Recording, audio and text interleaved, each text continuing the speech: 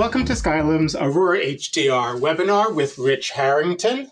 Rich is very prolific. He has a number of books, and I mean dozens, under his belt. He speaks at conferences throughout the world, including Photoshop World, Photo Plus Expo, WPPI, and of course is a master at Adobe Max.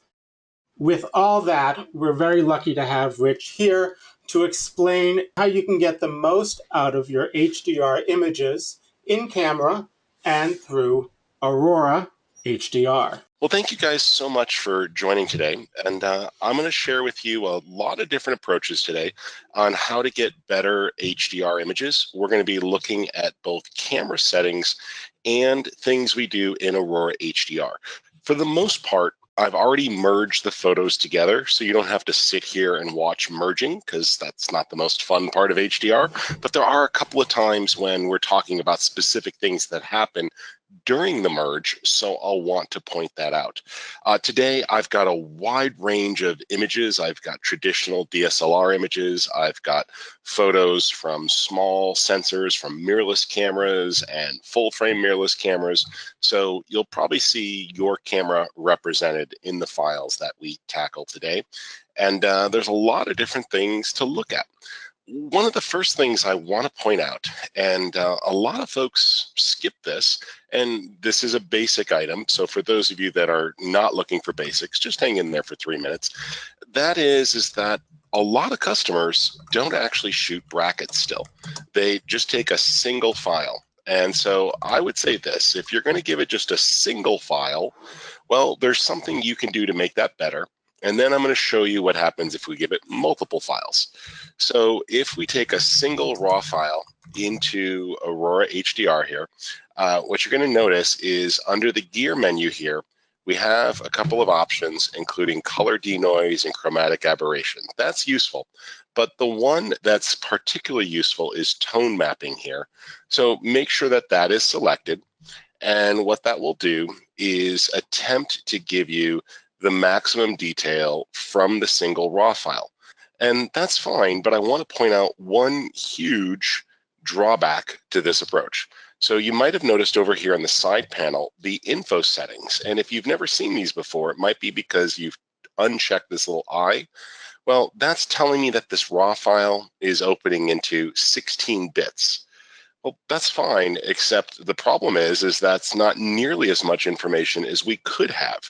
So when I compare the 16-bit file to the 32-bit file, you're going to see a few things. First up, one thing to notice here is just the histogram. You know, it does look better than the original file. I see that choosing that tone mapped option certainly helped, but it didn't give us as much as it could have given us. So let's just come in here, and I'm going to open up the second one here. And I did something a little unusual just so we can compare side by side. I duplicated Aurora Hdr so I can run 2 copies of it at one time. I wouldn't suggest this as a normal workflow, but if you've got a relatively powerful computer, you could actually do this ping pong workflow, which I sometimes do, which means that while one copy of Aurora is merging one photo, I can use the other copy to develop. So it's just a little trick that you can actually have 2 instances of Aurora running at once. You just need to duplicate that on your machine. So it's a little trick there, but you might notice here on the side, it's saying 32-bit. And what I want to compare are the 2 histograms side by side. So let's put these here.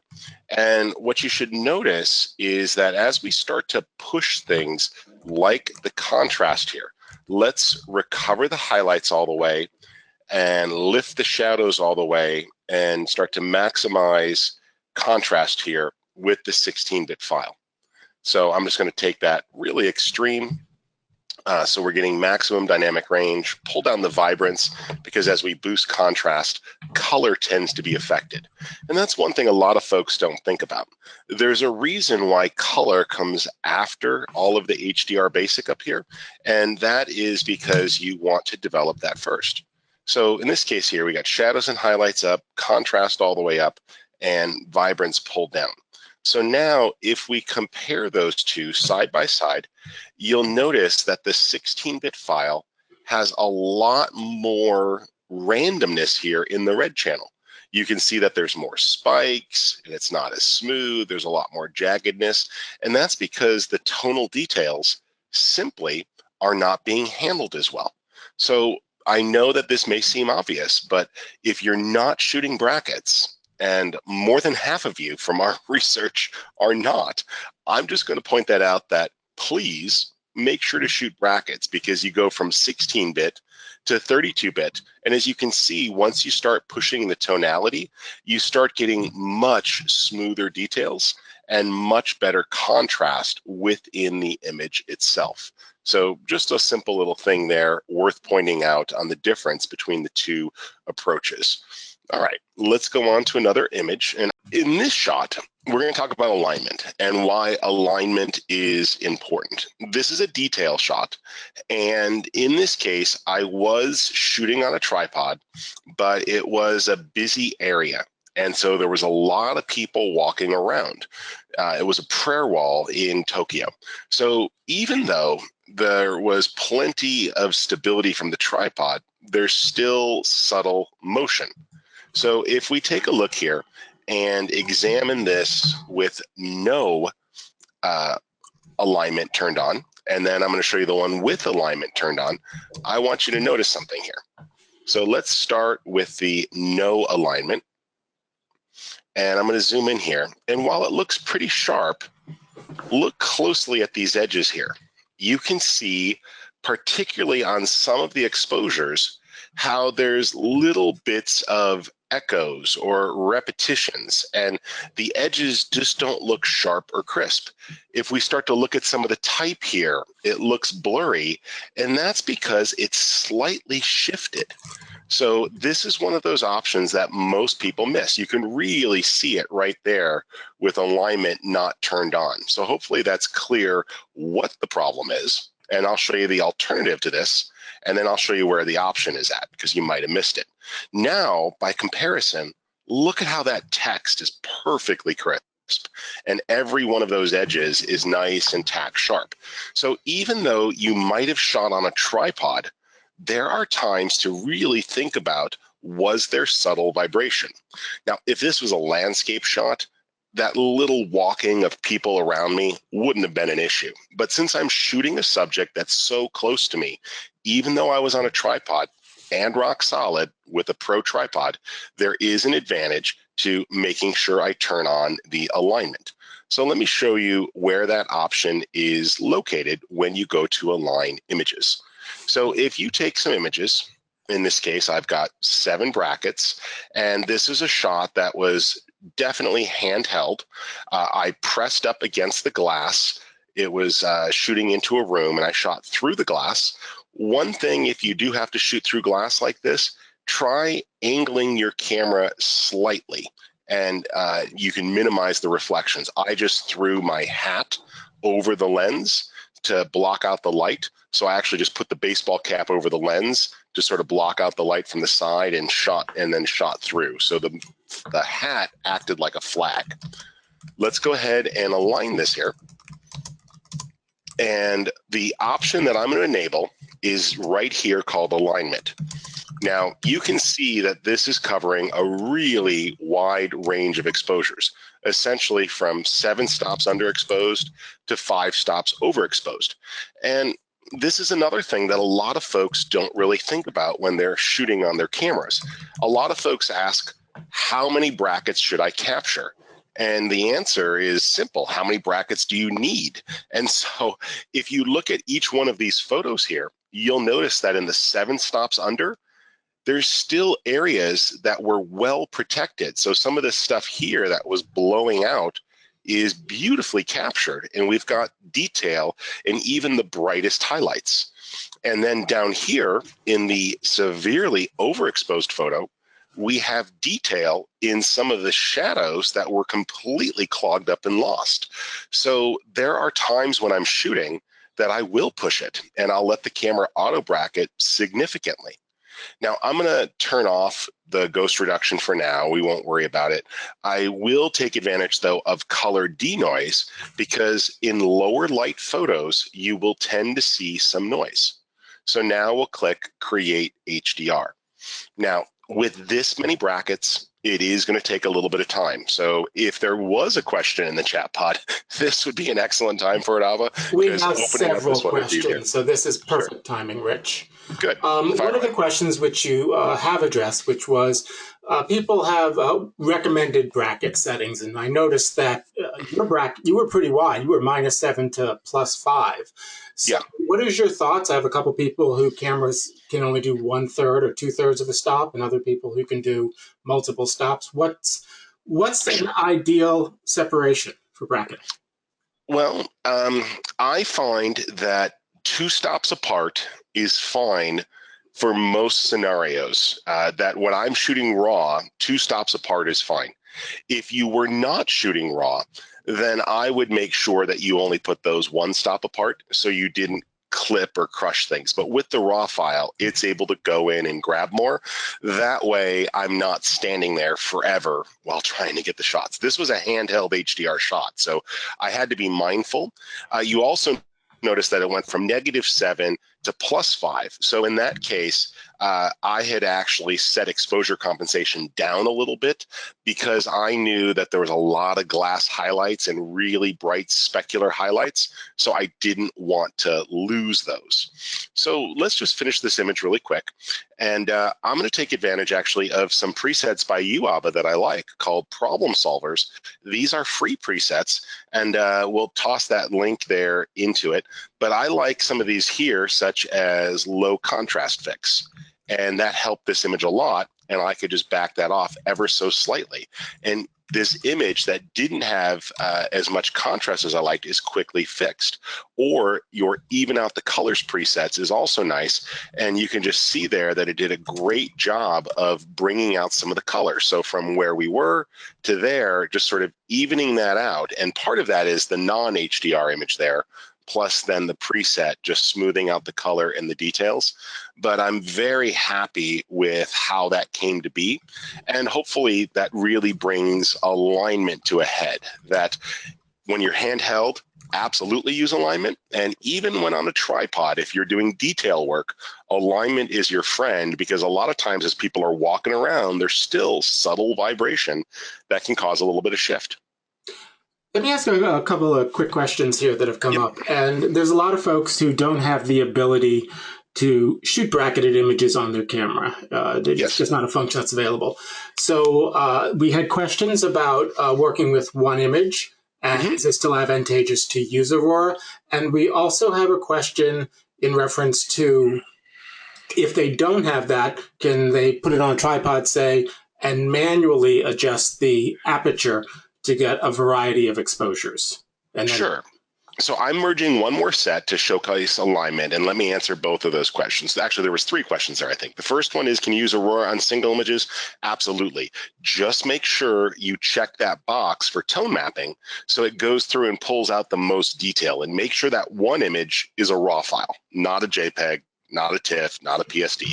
It can be RAW, PNG. That's going to get you great results. And remember, even cell phones can shoot RAW these days. So that's going to help you a lot. The other thing that I would point out there is that even if you don't have bracketing in your camera, with auto bracketing, you can absolutely put the camera on a tripod. And there are 2 different ways of doing this. One, you could adjust the dials and take a picture, and adjust the dials and take a picture, and that's fine. Just be careful that it's a solid tripod so you minimize the vibration. Or you could do 2 other things. One, sometimes when shooting a sunset, I'll almost do like a mini time lapse, and I'll just take a picture, and then I'll wait a couple minutes for the lighting conditions to change and take another picture. And so I'll start while the mountain looks great and the sky looks like garbage, and then I'll just keep shooting for about a half hour, and I'll merge those together with what I call time-based bracketing as opposed to exposure-based bracketing, and letting the scene change.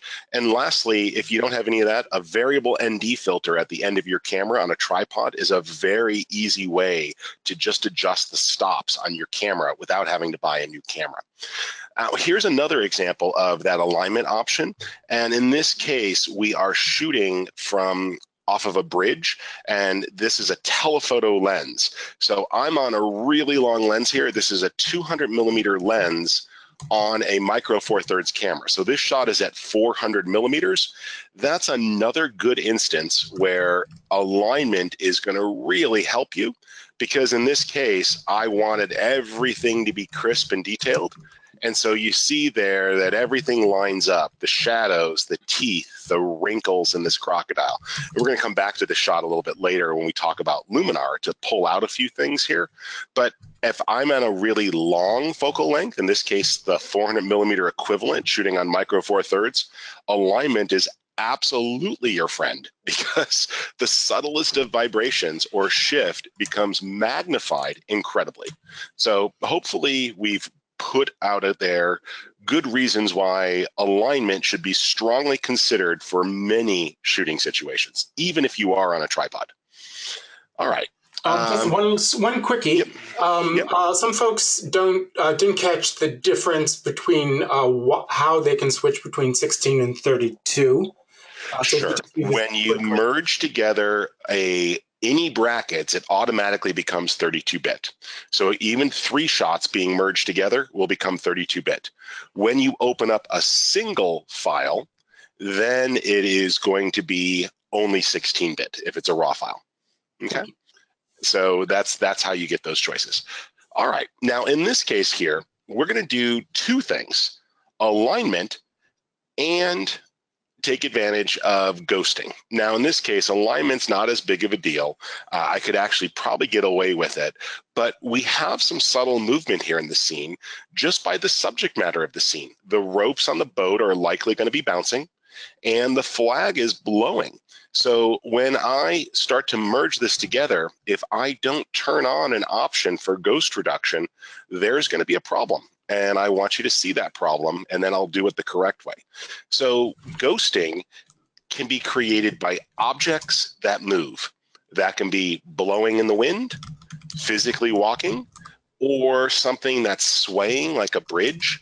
And so what happens is when you don't account for ghosting, even though most of the details can look fantastic, let's just do a nice simple one here. I'm going to do the low contrast fix using your preset there, Abba, and back it off just slightly. And again, these are free presets, the problem solvers that Abba made.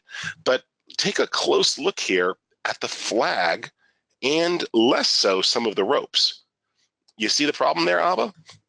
Mm-hmm. Darn that flag, it didn't stay still, right? No.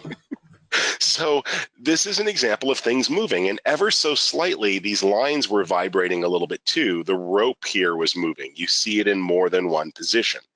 So what we need to do is when we merge those, let's start this first copy here. We are going to go under the gear icon here and choose ghost reduction. And this is where you have 2 choices to make. First up, which exposure do you want to use? And so you have to decide which image is the basis. And generally speaking, that's going to be one of your underexposed shots, because the underexposed shot, or one of the shorter exposures of the series, the shutter was open for less time. So that means that the moving objects are crisper.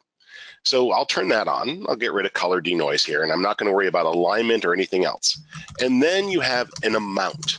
So in this case, that flag is flapping in the wind. It was a good 15 miles an hour. So I'm going to choose high, and I'll click Create HDR. Now, while this one is merging, I'm going to do that same trick I mentioned earlier and get a second set going. And here we have a moving crowd. So let's take these, and we'll open this one up with that second copy of Aurora, so we can get 2 files merging at once. Dirty little trick, but it does work. And in this case, we have crowds walking through this scene.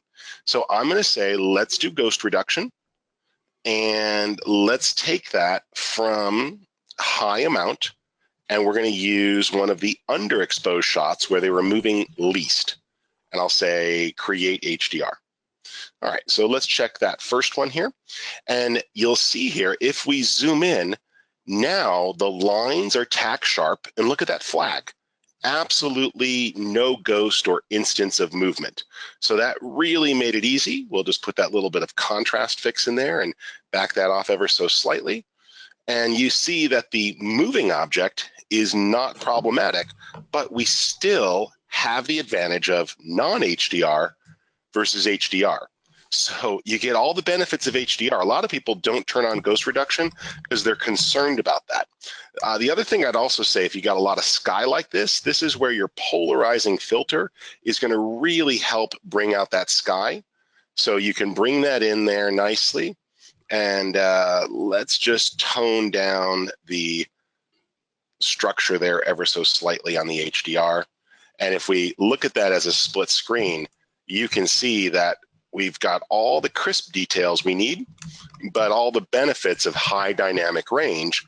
I'm personally a fan of very photorealistic HDR most of the time. Now, every once in a while, I'll get my groove on and do something pretty funky too, but I tend to favor things that look more natural. All right, let's close that one. Quick and we'll question. take a look at that example. A lot of people, and I know you did briefly touch on this, but they're like, well, why don't we just check everything and let it, is there a downside to that? Is there an upside? Well, so on that merge dialog, let me start another merge. And then we'll come back to this image and talk about it. So in this case, I've got a lot of things moving around. This is another instance where wind comes into play, and you can even see it there, right? Like, look at everything blowing, and the boat even moved up and down in the scene. This is a floating boat. So boats are one of those things where, like, oh, there's wind, and they move. So this is one of those ones that's particularly troublesome, I guess I would say. So in this case, I would say let's do the option for alignment, and let's also do an option for ghost reduction. But the more you turn on, the more you have to wait. So if I'm not shooting something in low light and I'm not at a higher ISO, I probably don't need color denoise. And all you're doing is taking longer to get results, which slows down the creative process. So I would be hesitant personally to do that, but that's up to you. The other thing is that if you turn on the chromatic aberration removal, that will look for purple and green fringe, which is good if you have really high contrast areas, particularly with longer lenses.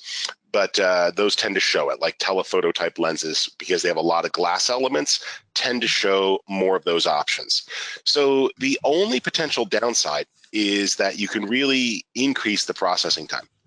All right, so here we merge that together, and it's still pulled out the dynamic range. You can really see that in the clouds and in the water, but the ghost reduction made sure that all of these moving people were not lost. So that's really what I just want to really point out there, is that ghost reduction is excellent for moving subjects, moving things. Now, if you overdo it or you try it at a lower value, you'll sometimes get some better results, because it's possible that if you go too strong, it's going to overdo it. Now, in this case, we did it, and I didn't choose strong enough. You can see here that we have some leftovers there, right? So this is an instance where I started sort of in the middle. I'd need to run that again and bump up the strength, because I can see just random copies here of the issues. So I need stronger ghost reduction. So that's just something to think about as you're choosing ghost removal. Start in the middle, and then you can always back off, but you may have to bump it up if it's not strong enough. Boats are particularly annoying, is what I'll say, because you're dealing with movement. But street scenes, this is another one of those instances here. We have a busy urban street scene in Tokyo. And so if I were to merge those together, I definitely would want to take advantage of the ghost reduction. And in this case, I'm going to look at the shots and go, which ones have the people in the right place? Like, I actually prefer this action here a little bit more. So I'm going to choose this one because I like the position of the people. So when I specify the ghost reduction, I'm going to actually select that bracket based on the subject. And since people are walking at a pretty brisk pace here, I'm going to choose a higher value when I run that. So that's the logic that goes into your ghost reduction process. All right, let's go on to another example image here. And this one is that one I mentioned earlier called Chromatic Aberration. And Chromatic Aberration doesn't happen often, but the cheaper your lenses, the older your camera, the higher the contrast of the lighting, and the longer the lens, the more likely you are to get chromatic aberration. You really only see it when you punch in at a tight value. Okay, by the way, just to finish that one out, you see, even though the people are moving on the street, while I have a little bit of motion blur that I actually like, everything is nice and crisp, and we don't have anybody repeated in the scene multiple times from ghosts. So that ghost reduction absolutely positively works to bring out those details as you're working. All right, so let's merge this together here, and I'll choose to open that inside of Aurora. And what I'm going to tell it to do is to perform ghost reduction. And actually no ghost reduction, just chromatic aberration removal. And I don't need color denoise. And I'm not going to worry about alignment here. We're very tight on a solid platform. So I'll just do this nice and fast. And while that's opening, I'll also show you one that I've already merged. There we go. And this is another type of image that would be prone to chromatic aberration. So if we punch in here, you see how we have really high contrast areas. Where the chromatic aberration is going to show up is along the edges. And if you still have some left over, because I do have a little bit here, it's hard to see, you have a remove chromatic aberration slider. And so you can use this to go in, that's what remove CA does, and you can look for green or purple fringe on the edge. And so after the fact, you can punch that in and further refine the chromatic aberration. So here's that first one here. We turned on the chromatic aberration removal, and it's not bad, but as we start to get the higher tones and we start to really get the contrast here, that's where I'm going to look for chromatic aberration at the edges so that we don't get any fringing along the higher contrast zones. Okay, so just something to look for there. Not a common problem, but one that you can easily spot by zooming into 100% and inspecting the really bright areas of your photo where bright meets dark. That's where this is going to show up. And you can also use the defringe slider to help with this too, because if you see a little color fringing, defringe and remove CA work together. And that's under the lens corrections tab here that you might not have explored before. That's a newer addition in Aurora. Let's talk about fine-tuning color here for a moment. And I like to do this with an adjustment layer. And a lot of folks don't really know about this. So here we have a scene that has some color cast that I don't like. So I've already merged this and done the basic develop. And you might be tempted to like play with vibrance and saturation to get the right mix, but it's still problematic in this photo. We have a blue cast that I don't like, and we've got some issues up here on the clouds that I don't really like the color in them. So first up, color contrast is nice because this can help bring out the contrast in just the low contrast areas for color. And that's useful. But I would also combine that with the polarizing filter to help even out the sky. And that helps. But now there's a great set of tools down here under HSL. And so this lets you look at the hue for, say, the aqua. And I can start to roll the aqua tones and the blue tones until I get the color sky that I want. And then I could say, you know what, darken down the blues ever so slightly and tone down the saturation of the sky. Okay, I like that. But I've got these flames down here, and I like the oranges down here, but not up here. Well, this is totally where you could just add a new adjustment layer. And what I can do now is come down to HSL and simply say, oh, I want to tone down the saturation on this adjustment layer of the oranges. And look at how those color in the cloud goes away. But you're saying, but you also got rid of it in the fire. No, I didn't, because it's on its own adjustment layer. So now it's super easy to just click on that layer and grab the paintbrush, and I'm just going to do this in reverse here. I'll right-click on the mat and say invert, and now I'll just paint on the area where I want that adjustment layer to go back. And so essentially, if you look at that, what it just did there was it just is an adjustment layer that's only pulling down the oranges and yellows in the clouds so that we get the nice fluffy white clouds without affecting the colors in other parts of the image. So that HSL lets you target every color in the scene and makes it very easy to do targeted adjustments. And when you combine that with an adjustment layer, it's even easier to deal with unwanted color casts and things like the sky or the water or the clouds. So just a simple thing to think about. And let's do another one here. And another thing that I would sometimes do is sometimes I want to really finesse this.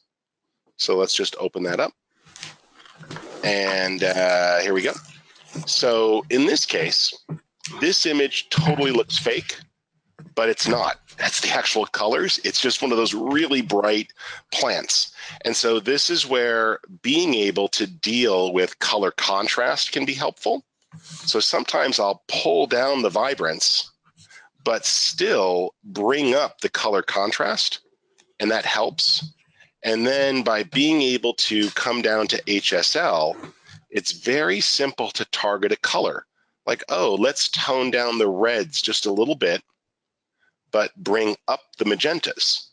And so what I was able to do there was split the purple and the flowers, toning down half of it while popping the other half. And that's kind of like recovering the shadows and highlights. So sometimes if I have an area where the color is looking posterized, in other words, lacks detail and starts to look clipped, I will target it. So for example, I might bring up the yellows, but tone down the greens. And so by choosing colors that are similar or close to each other, like red and purple, yellow and green, this is a way to get additional contrast into your colors so you can really take that area that was flat and get great separation. Look at how the yellow here in the leaf is now coming through, and how the flat, overly magenta areas now have lots more detail by simply basically doing a split tone there on the two colors. Does that make sense, Abba? It's a relatively advanced technique, so I'm hoping that evereveryone understands that. Yeah. Well, no, it does. And we do have people that are just new to Aurora HDR and some folks that have been using it for ages. So you're out there and some of it seems a little more complex. Just to remind you that we do have regular beginner webinars on Aurora, and there is a lot of training on our website. And Rich, let me ask you a couple of questions. Folks are curious if they export from Lightroom. Yep. Well, not even exporting. They can merge in Lightroom and then send that over to Aurora. Or, as we've seen here, you can merge in Aurora. And if you could just tell us a little bit about the benefits of merging in Aurora. Sure. So today I'm not set up to show you the Lightroom side, but I can explain it really quick. So you might remember at the beginning of the class, we talked about 16-bit versus 32-bit. So Photoshop and Aurora do 32-bit merging, which is a lot more information than 16 bits. Now you might be going, oh no, that's twice as much information, right? No, it's crazy because it's 2 to the 32nd power. So like the difference there is, 2 times 2 times 2, 32 times. It keeps compounding and doubling. So a 32-bit file has a lot more information, like giant numbers of zeros more information than the other file. So what you can do is you can always use Lightroom, and under the file menu, you have a send to command. So you can actually send the original raw files right from Lightroom into Aurora, edit them, and then it will return the edited file back. So just use the file send to menu or export menu, and that will, as opposed to the edit in menu, to invoke Aurora, and that will let you take the multiple sets of images from Lightroom and send your brackets over to Aurora to get the results you want. Here's the last example on that split toning there. Notice, same thing, like, oh, the sky doesn't have the contrast I want. Let's increase the contrast in the blue, but decrease the contrast in the aqua. And so by pulling those in opposite directions, it gives me great results. Let's bring up the greens, but down the yellows. And so I'll do this all the time, up on the orange, down on the red. And so what's happening by doing that is we are getting a subtle change in the color. And you can see as I toggle that on and off, how it's just increasing the contrast in the color. And then feel free to combine that with the slider up here under the color section, just called color contrast, and that will take it even further and really help you dial that in. In this case, that sky is just a little nuclear for me, so I'm going to back down that ever so slightly and even tone down the luminosity of the blue so the skies get a little darker. And so, you know, lift the green there, but tone down the blue. And so this HSL adjustment for fine tuning your color is amazing. Look at the non-HDR version versus the HDR version, and you can just see how much more material has been brought back. So use the brackets and use the HSL to really fine tune the color mix. All right, let's keep going. And let me just do a quick time check on here. Good, I got about 20 minutes left. And I want to talk about lens correction. This is one of those ones that a lot of folks skip. So in this case, I've already merged the files together because I don't want you to have to sit there and watch me merge. So, but I've got a series of brackets, and in this case, 7 brackets. And this was a mansion on the U.S. Virgin Islands. And this is all available light. It was a historical venue, so we weren't allowed to bring in any lights or anything else. So I'm just shooting off of a tripod, actually a platypod from a small ledge, and I just invoked the auto bracketing on my camera. Now, the challenge with this is I would have loved to have been able to get another angle and to get things quite right, but I couldn't. And there's quite a bit of distortion in here, so I want to fix that. So using the perspective tab here for transform, I can look at this, and as you start to rotate, you'll see a little bit of a grid. So first up, take a look here at the ability to start to adjust, tilting horizontally or vertically. In this case, I'm just tilting to get the windows a little bit better. There we go. And I could adjust that horizontally as well, like such. And I'm looking at that mirror, which looks crooked to me. I see this nice mirror and it seems to be leaning. So I'll just rotate that there. And now to me, the mirror looks straight. And since that's right there in the center, I'm using that as a primary guide, and I'm going to balance that off with the straight arms on the chair there. So sort of split the difference. So the arm looks pretty straight and the mirror looks pretty straight. And so this is quite useful. Now, the other thing to realize is after you've done that shift, you might need to also play with your wide angle distortion ever so slightly to help bring some of that curvature out. See, so look at that, how I've fixed the curvature and have gotten things nice and straight. So a small amount since I was shooting on a wider angle lens. And back here under transform, you then have the ability after doing all of that correction to shift the image up or down so you can minimize exactly how much cropping you have to do. So sometimes by just moving that ever so slightly, you can really cut down on how much you had to do to bring that back. So that lens transform tab is tremendously powerful and can really help deal with perspective issues. Just click the done button there and you can see how we fixed a whole bunch of perspective issues there in that scene. So, and then in this case, I'm just going to go to the architectural presets for a second, and we'll go with a nice realistic architecture look. That looks good to me. And you can just see how much detail the HDR photo is able to bring out in the textures and the richness of the color there for that particular scene. And we can continue to work to further recover the highlights outside the window if we want, lift the shadows a little bit for the interior, and just play with that overall balance for the scene itself. Now, similar to that, I've already got another issue here, and let's just open up this one. And this is another instance of lens correction being necessary. And again, lens issues can come from two problems. In this case, I'm shooting in a bombed out military building and corridor. This is a former US base, and I'm not supposed to be in here. So the last thing on my mind was leveling out my tripod, let's just be honest. As I turned to my photo guide and said, can I go in there? And his answer was, you die, you die. And I said, okay, got it, don't dawdle. So this means that I got the shot, but it's not exactly where I want. So as I look at some of these lines here, I see that I'm a little bit off. And in fact, I'm a lot off. So I'm gonna start by just rotating that to get that hallway more like how I want it. And I'm just looking at the doorway and the arches, and that helps tremendously. And then I say, you know, I like this. Let's just tilt this ever so slightly to get a nice square doorway. So that feels pretty good. And now I'm just going to tilt this forward a little bit. There we go. And so now those perspective issues have been fixed.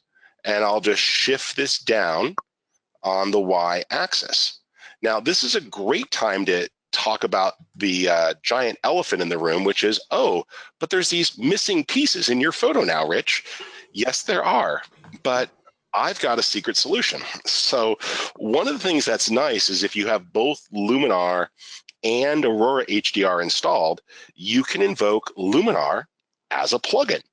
So right within Aurora, I can send this. Now, if you don't have plugins in your version of Aurora, you will soon for the Windows side, but you can also just export the file and take it into Luminar and fix it there. And I want you to see that we do have the ability to do cloning. So I can say clone and stamp. And now what I have to do is just Option or Alt click to set the sample point.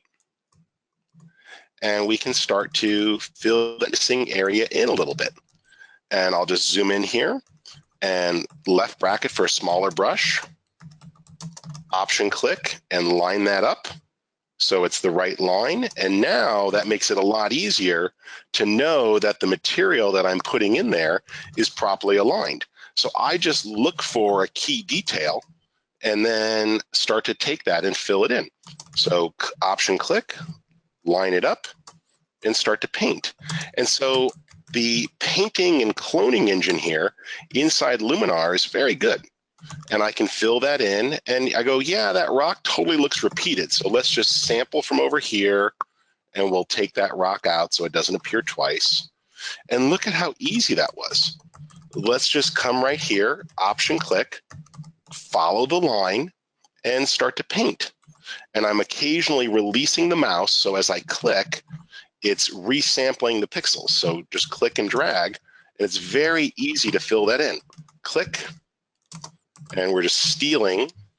And I like to make this more believable, so I'll Option click and sample from 5 or 6 different places to build up those strokes so it looks totally random and not like I just copied these pixels to here. So click, clone a little, click, clone a little, and fill that all in.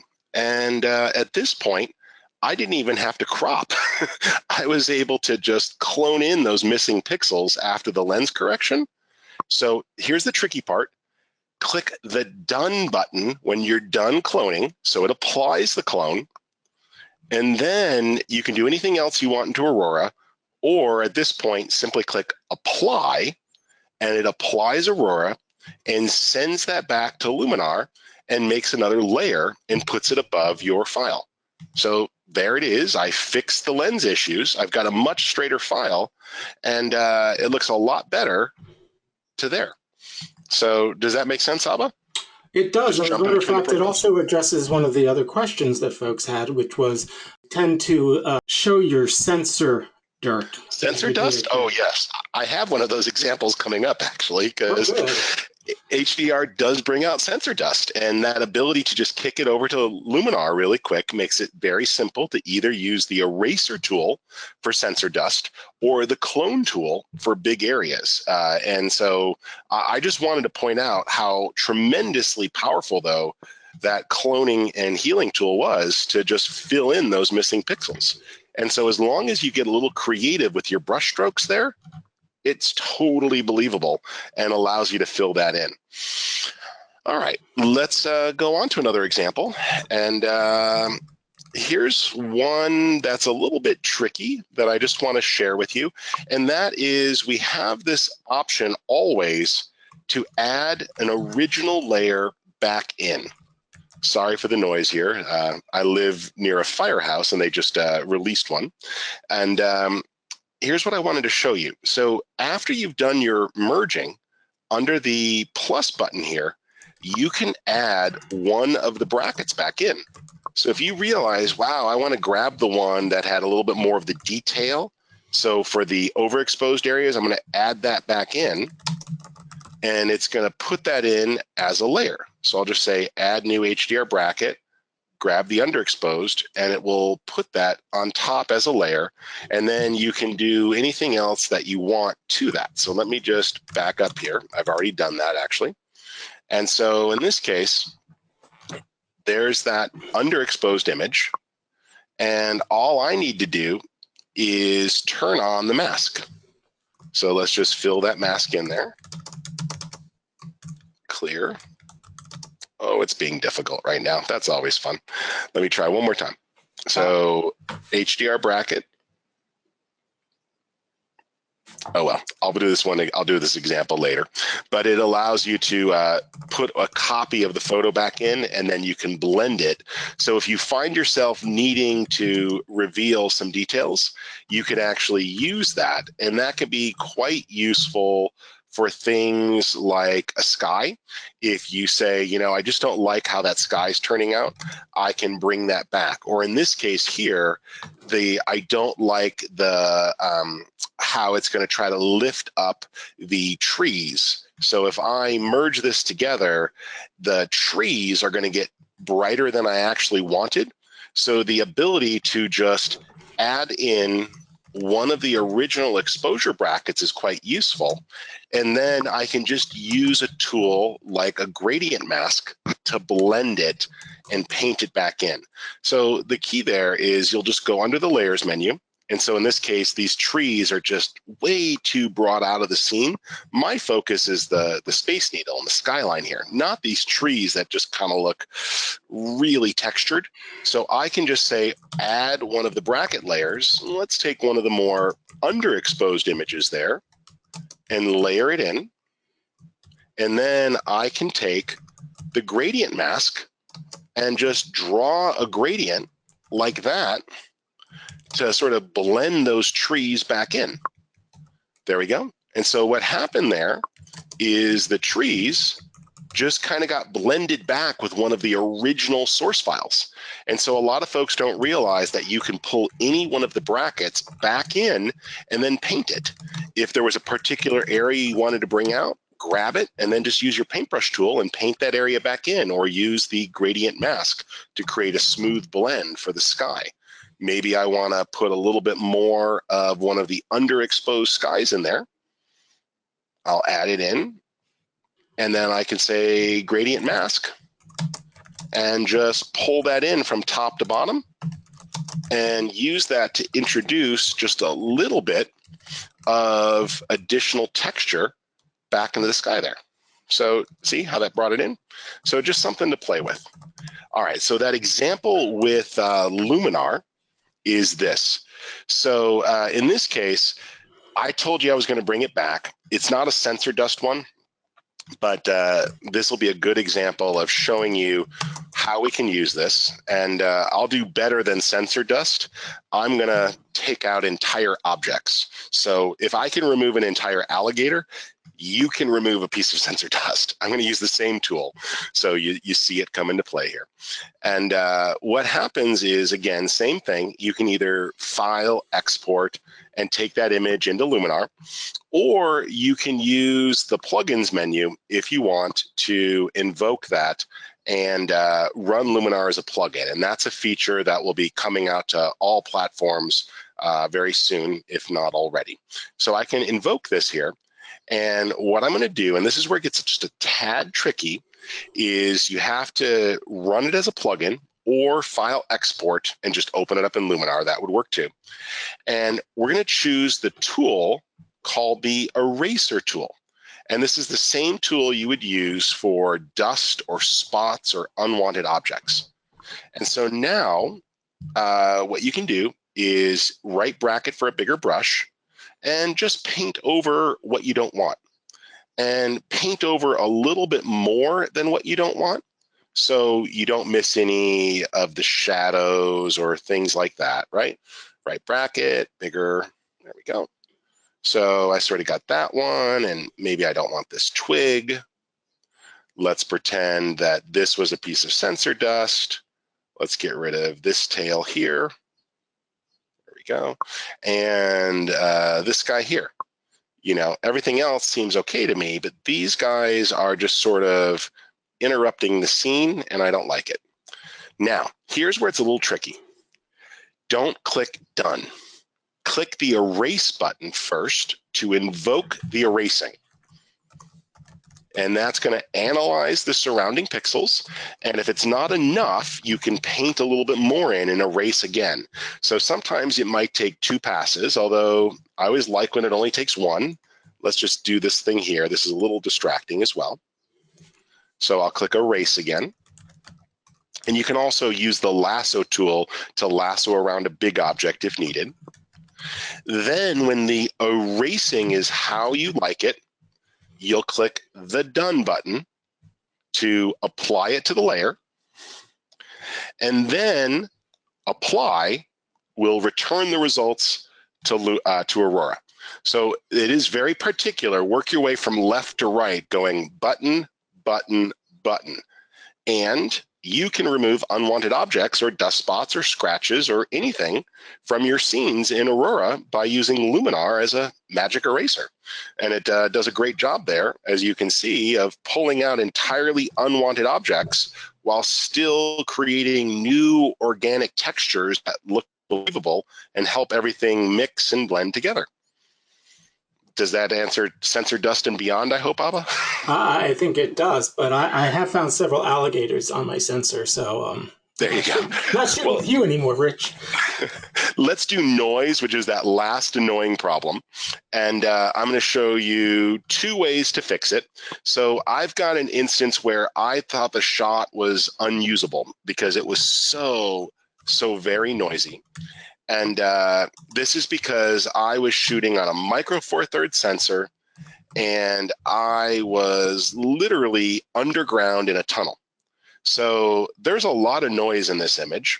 And even though, you know, I've got a noise reduction tool and I turned the color noise option and everything else when I merged it, it's still, even with denoise turned up, wasn't enough.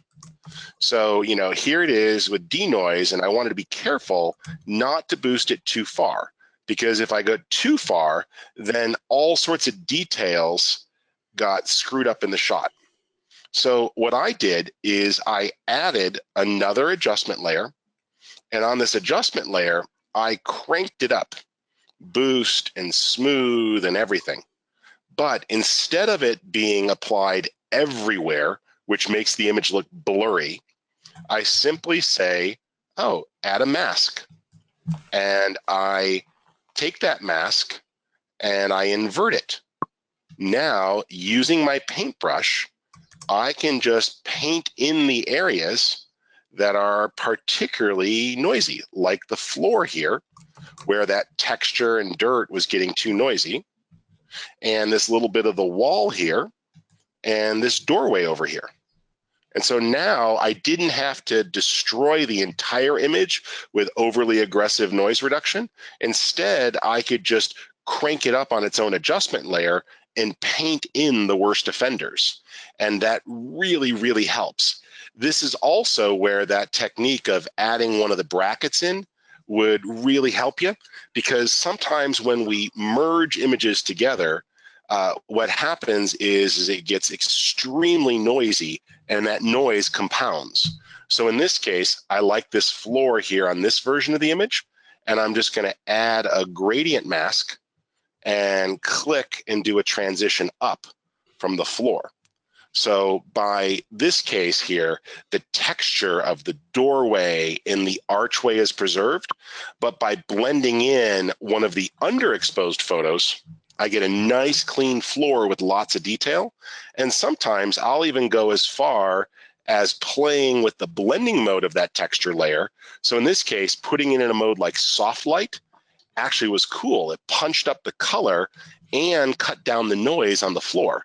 So not only can you blend in one of the original exposures, you can blend it in again with a blending mode and use it to bring out depth and detail and color.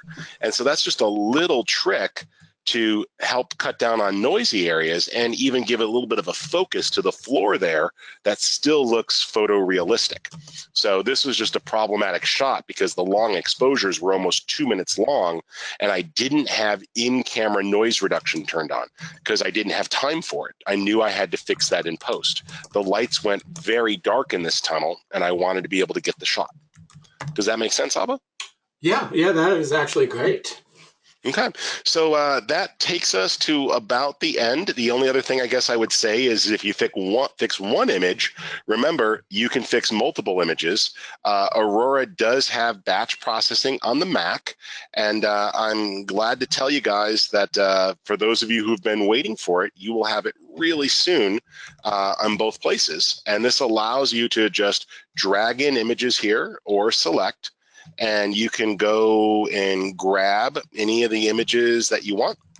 And, you can get multiple sets of images, and Aurora is smart enough to figure out and group those brackets together automatically. And then when you click continue here, you can then choose any of the presets that you've made for a particular image or a scene and batch process tons of images from a shoot. So if you have a bunch of stuff that is similarly problematic, well, this allows you to fix it once and then apply it to everything else and get it right. So hopefully you guys saw today how there was a whole bunch of stuff that was a combination. Like in this last image here, I didn't get to take advantage of in-camera noise reduction. If you weren't in a hurry, in-camera noise reduction would cut down on the noise in the raw file so that you would have less noise when you merge the brackets together. But knowing that, the underexposed frame probably doesn't have a lot of noise means that I can steal that and bring it in. So hopefully what you picked up here today is that bracketing, whether that's auto bracketing, manually bracketing, using a remote controller for your camera, or even just a variable ND filter, is going to allow you to do some pretty cool things to pull all of that together without having to work so hard. And I'm just always amazed. Now, I did want to show one last thing. This was that time-based bracketing that I mentioned earlier, where I just let the sun conditions change. I let the sun basically set. And so I exposed and just left the camera alone and let the time change. And these are actually TIFF files here. And so let's just merge those together. And in this case, it's going to analyze the images. And even though I didn't actually do exposure bracketing, it evaluated the scene and came up with this. So now when we create the HDR, I just let the camera do the bracketing by letting the sun set or the sun rise. And look at how much better that looks already.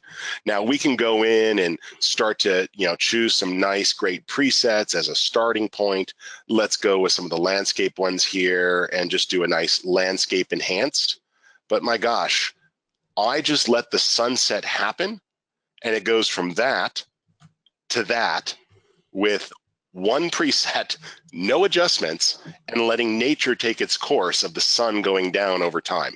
So that's just a technique I want you guys to consider trying, is sometimes be patient and let the bracketing happen by nature automatically. So I hope this gives you guys a lot of ideas. I know we covered a lot of things quickly. I'm happy to stay and answer a few more questions because I'm sure they're in the chat pod there, but I'm going to stop showing new techniques because I'm sure that at this point, there's a lot that you've seen. You might want to go back and watch it again. This is an instance where kicking that over to Aurora would be great because look, sensor dust. You know, I missed it. My Sony camera in this case is just a sensor dust magnet. So, but I'm still just incredibly pleased with what this did here.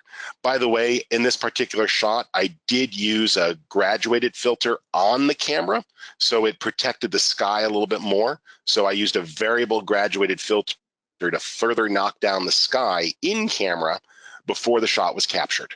So that's a very traditional landscape tool. And I just want you to realize that those traditional glass filters, whether that be a variable ND or a graduated ND, still should have a place in your HDR photography to get the best results in camera before you merge. All right, Abba, fire away. Any questions that left that we can tackle? Oh, absolutely. And thank you. A lot of people learned a lot of tricks. They were writing in that things that they never knew they could do in Aurora are actually, they didn't realize how easy it was to do in Aurora. So there's a lot of thank yous and a lot of hellos out there from your fan base. Thank you guys for coming today. I'm really glad that everyone was able to join us.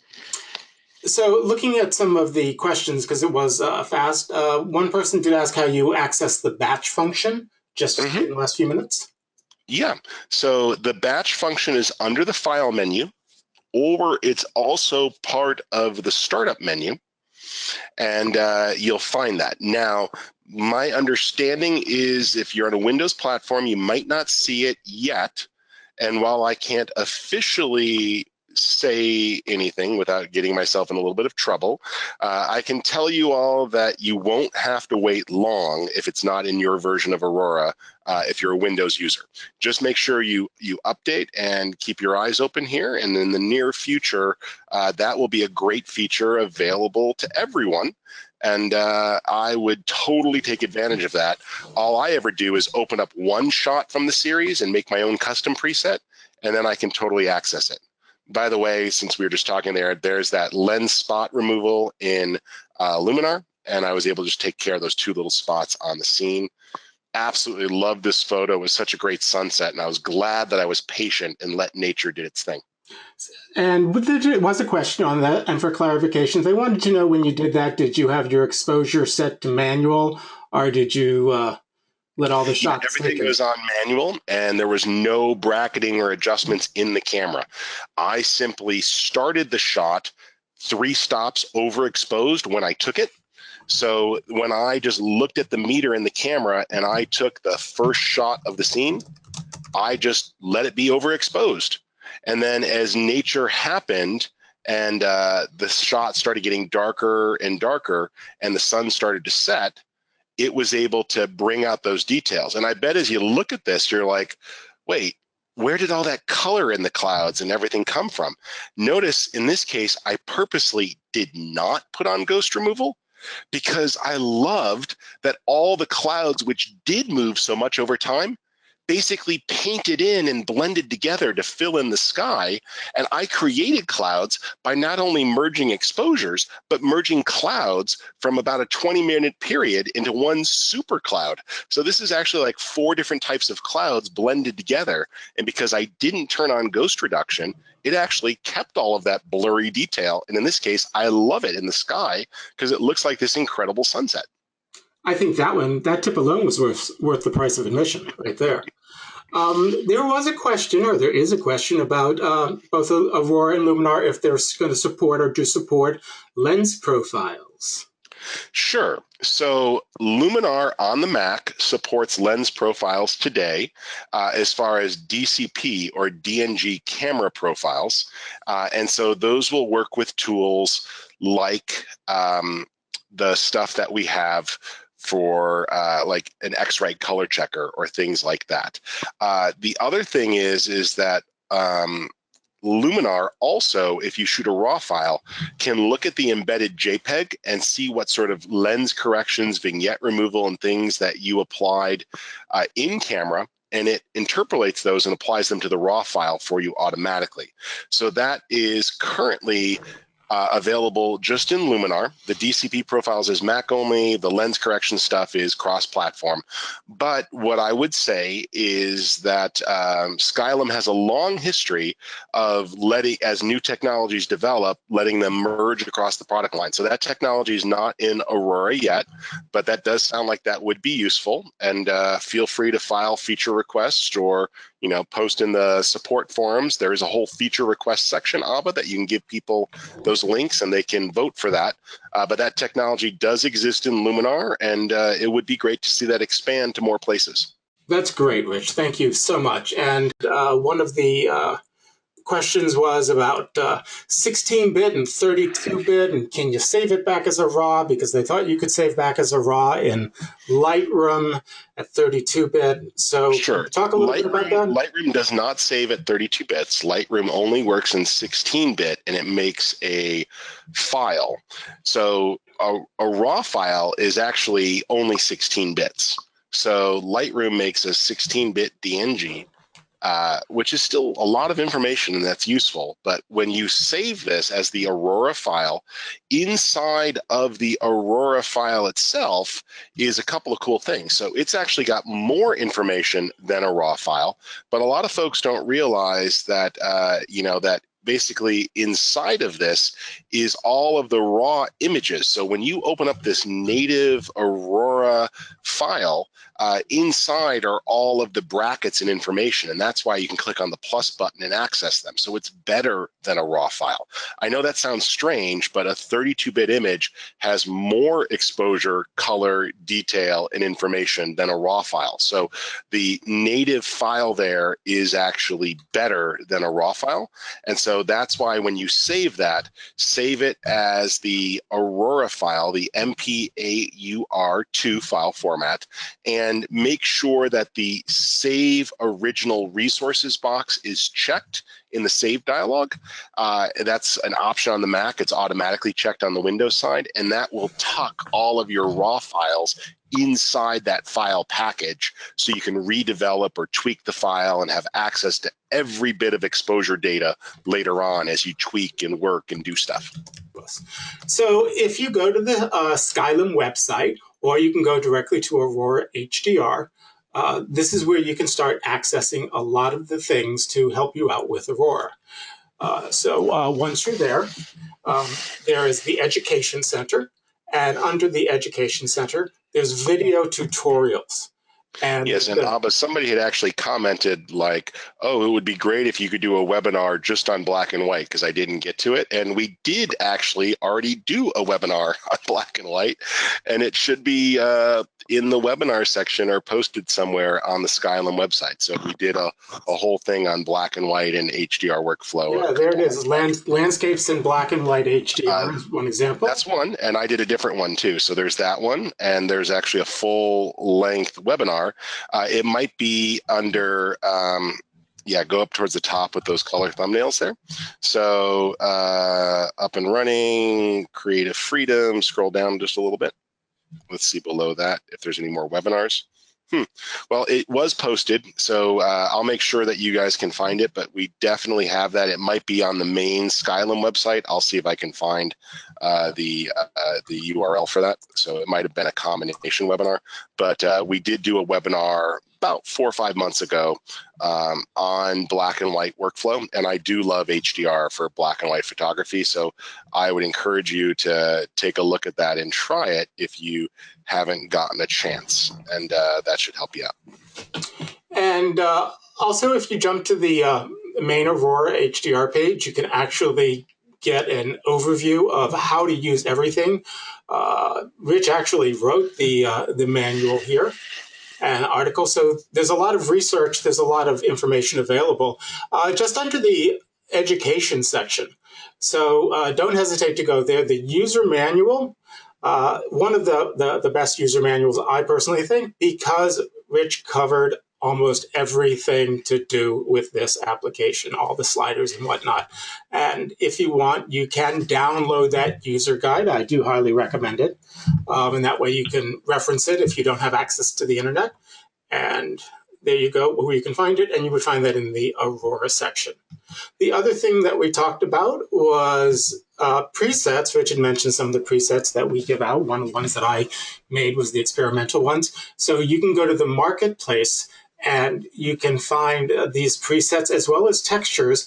And most of these right now are free. There's a couple of ones done by some photographers, that luminary photographers, that they have created custom ones that there is a small fee for. But we are constantly releasing new preset packs to help you really take advantage of all the power of Aurora HDR. So those are some good places to look. And, there's one last thing I did want to point out. There's a Facebook group for Aurora. Is there not, Rich?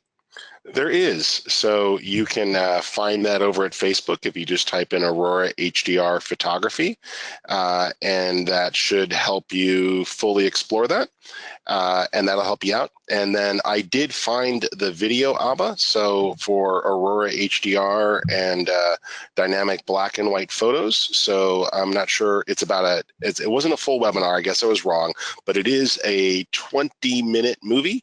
So I would call that adequately detailed. So just do a search for creating dynamic black and white photos with Aurora HDR 2018, and that will take you to the video. It is on the videos page, and hopefully that will help you find it. So it's under Video Galleries 2018, and it shows up there as well. Okay, well, we will look for that link. And feel free to reach out if you have questions. And thank you very much, and enjoy the rest of your week. Take care.